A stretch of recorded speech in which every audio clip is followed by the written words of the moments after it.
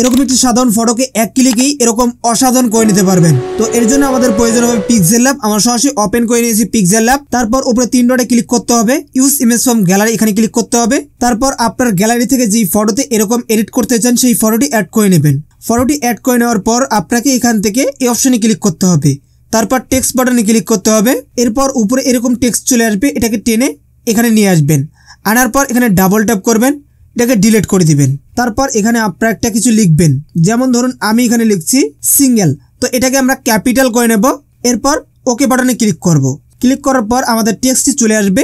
এরপর টেক্সটটিকে রিসাইজ করে এভাবে বড় করে নেব। নেওয়ার পর এই সাইডে চলে আসবো, এখানে একটি অপশন পেয়ে যাব ফন্ট, এখানে ক্লিক করে দেব। ফন্টে ক্লিক করার পর আপনারা ডিফল্ট অনেক ফন্ট পেয়ে যাবেন যদি আপনারা এই সেম ভার্সনটি ইউজ করেন। তো আমি এখানে একটি ফন্ট অ্যাড করে নিয়েছি, সেই ফন্টটি আমি এখানে ইউজ করব। তো আমি এখান থেকে ফন্টটিকে খুঁজে নিচ্ছি, মেট্রোপলিস। তো এই ফন্টটি আপনারা গুগল থেকে ডাউনলোড করতে পারবেন। আমি এটাকে ওকে করে দিচ্ছি। দেওয়ার পর আমরা এখান থেকে চলে আসবো এই সাইডে। এখান থেকে স্পেসিংটা হালকা এভাবে বাড়িয়ে নেব।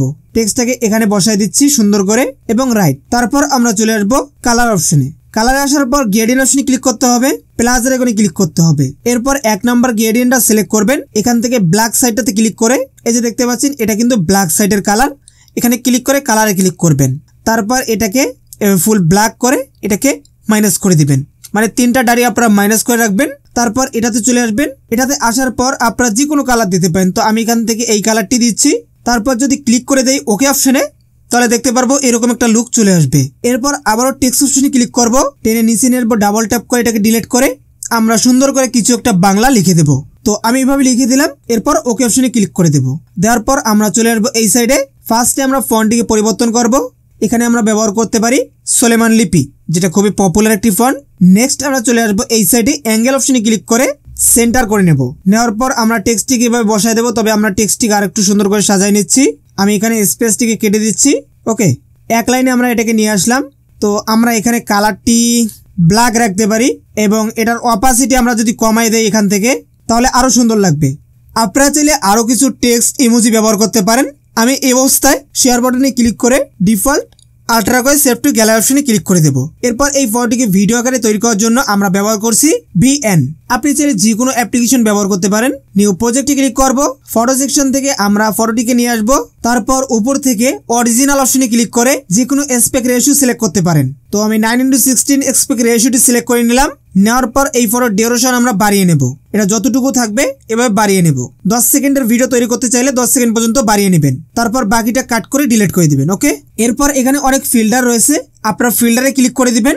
এখান থেকে আমি রিকমেন্ড করব এই ফিল্টারটি ইউজ করবেন। এই ফিল্টারটি আমার কাছে পার্সোনালি অনেক ভালো লাগে। আমি রাইট করে দিলাম। তো দেখতেই পাচ্ছেন। তারপর একটি সুন্দর ব্যাকগ্রাউন্ড মিউজিক অ্যাড করবেন। তার জন্য এখানে ক্লিক করে দিবেন। তারপর মিউজিকে ক্লিক করব, মাই ফাইলে ক্লিক করব, এক্সট্রাক্ট ফ্রম ভিডিওতে ক্লিক করব।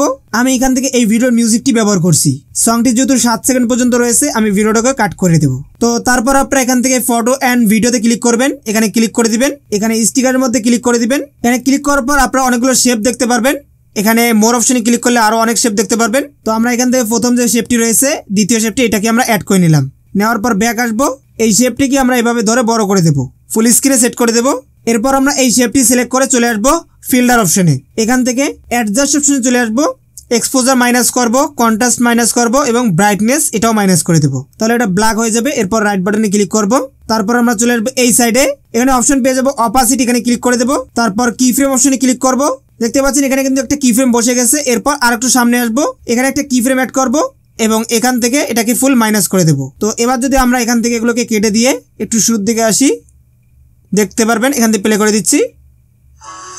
আচ্ছা, আমরা একটু কাজ করি, এই কি ফ্রেমটাকে আমরা আর একটু দূরে নিয়ে যাব। ঠিক আছে, আমরা এখান থেকে কি ফ্রেমটাকে মাইনাস করে দিলাম, আর একটু দূরে আসি।